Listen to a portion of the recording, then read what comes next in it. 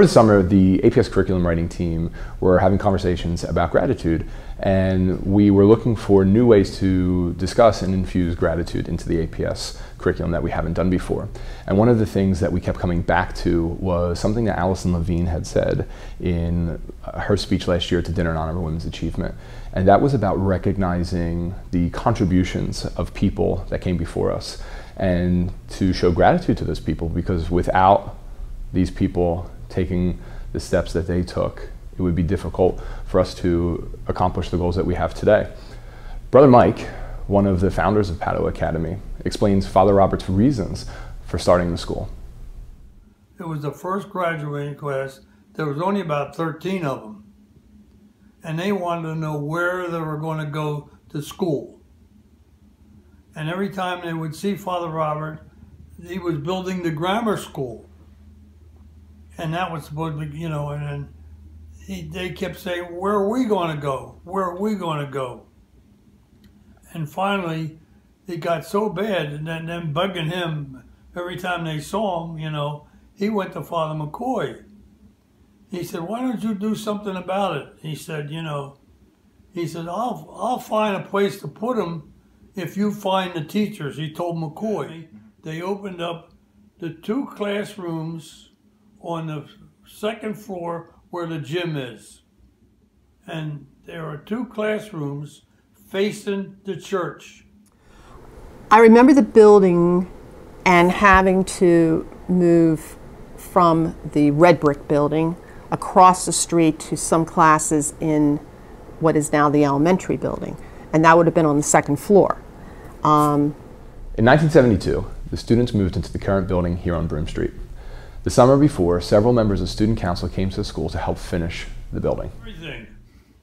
Everything clean. They scraped paint. You know, if you saw the school being built, and these kids would go in and clean a room. I mean, it would be mortar, you know, hanging all over. These kids would come in and chop it and clean it and make it right.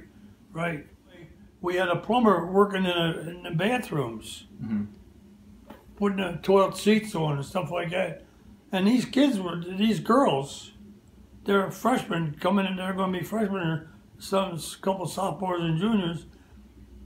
They would tell the plumber, well, go ahead, we can put them toilet seats on, you do something else, you know. For 63 years, thousands of students, over 7,000 so far, have graduated from Padua Academy. These students help shape the community that is Padua Academy. My entire education has always been in Catholic education. From the time I was in kindergarten, right through my master's degree up at Boston College. And Padua was sort of like in the middle there. And I just think being surrounded by like-minded individuals, knowing that you had the support of the sisters in particular, because that's at the time, that's who we had teaching us.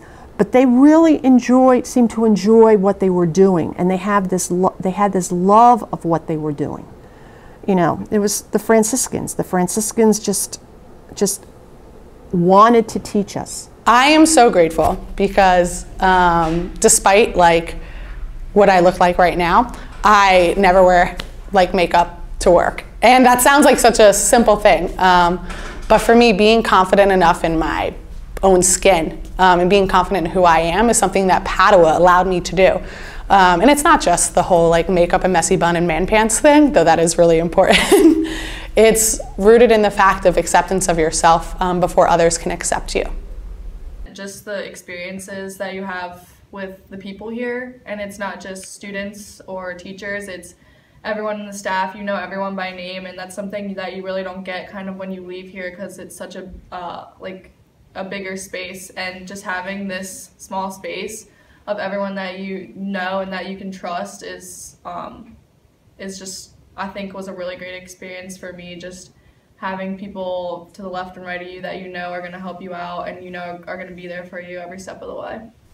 The favorite part about it was just the community that it was, the friends, and kind of some people I think sometimes take for granted the fact that we're a small-knit community, and you know, we all had friends that were at bigger high schools, but I was actually talking to somebody the other day about how cool it was that you realistically knew everyone in your graduating class. So I think the community aspect of things, and yes, we are small, but it's nice to still know what they're up to these days, and those kind of things, really. Present and former administrators, teachers, coaches, and staff have played a role in creating the spirit of Padua. There's a couple memories, okay? One was our librarian, and her name was Mrs. Primero, I believe. And she just treated everyone with intense respect. And she was one of the few lay persons there, but she was in charge of the library. And I worked really closely with her on my junior and senior year. And then there was Sister, what was her name? Sister Mary Carmela. Sister Mary Carmela. And her theme was, no one gets an A. No one gets an A. A means you're perfect. You're not perfect. And this was in trig, if I believe it was in trigonometry. I did wonderful with her in trigonometry. It was hysterically funny.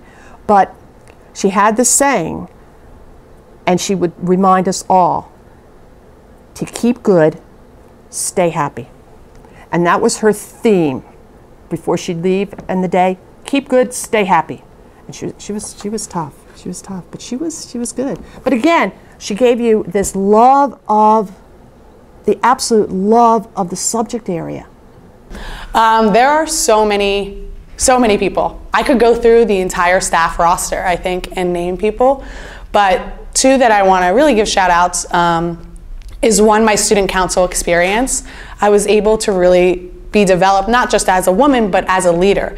And those words through Mr. L were synonyms for one another. They weren't something like, oh, you can be this. It was, this is who you are. I'm just going to help polish it a little bit.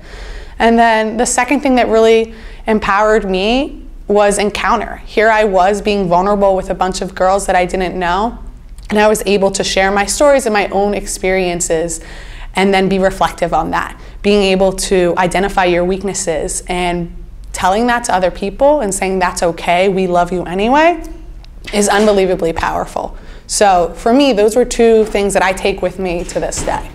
My social studies teachers and my English teachers really stick with me. I had one, Miss Nicolo, you know, there were like these just great teachers. And I remember even I had a German teacher who, you know, it was such a small class, I don't even know why I took German. I mean, like to this day, all I can say is milk in German, you know, but I loved the caring nature of many of my teachers. And even I had one teacher, I think her name was it Miss Raleigh?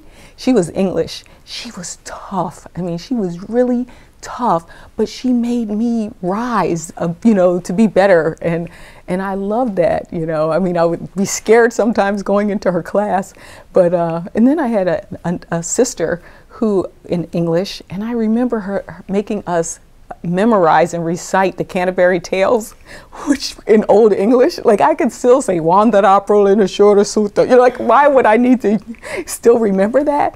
But everything that happened here still has an impact on who I am today. I think from an athletic standpoint, obviously Scott Smith, my coach, was hugely involved in us, in our lives, in a sense of outside of just the high school athletic part of things. He forced me to go out of my comfort zone and go play at a higher level club-wise, which is what ultimately got me my recognition to go play Division I. I think inside the building is probably the most difficult one to pick. We were blessed enough to have different teachers and things throughout our whole time here, so it's not like we were so familiar with one person all 4 years. I would say probably Mrs. Holiday. She was my senior. It's weird because I didn't actually ever have her for a teacher, but she's just so involved. My sister was really close with her, so I think that in turn I became close with her. But I just think the way that she presented herself as an independent woman, I think it just helped kind of us, or me personally, in the same respect, kind of understand that, you know, we can be educated, we can be at the top of our field in whatever we so choose that to be. But this June, we will celebrate our 60th graduating class. And as they walk down that long aisle in St. Anthony's, they will walk in the footsteps of all those that came before them. Like, I was captain of the soccer team and class president, but like, those are just titles, and the way you deal with that, like how you actually interact with the people that you are expected to lead, is the most important thing, because if they don't have your respect, then you don't have any followers and you're not going to be able to get the job done. Kind of a floater in high school, I think. I was with everybody, or at least I tried to be. So I think, again, I just think it's that core value of what the staff, and then how it trickles down into the way that we are as a community, is like that sisterhood that we say that we are. And I think that it's such a surprise to come back to Padua and still see the same values, still see the same love, but just seeing it being expressed in a really developed way. Well, I love the softly but strongly, you know. Sometimes there are times when you have to step up and be strong and speak out. And even when I was here, I remember being in religion class. I'm actually not Catholic, but I went to a Catholic school. And so, you know, my middle name is Blunt. And so I would always just speak up and say, well, why do you do this way? And I think that's an important thing to grow in a person, being inquisitive, trying to learn, constantly learn, and also not being afraid, you know, and still be able to voice your own opinions and have your own voice. I think Padua taught me that you know, in any situation, you know, be yourself. And that's one thing Padua has always been. They've always been able to develop this culture of faith, this culture of strength in women, no matter what year it was, no matter how old you are. I mean, you knew as a woman you were important, and don't forget it. Keep good, stay strong.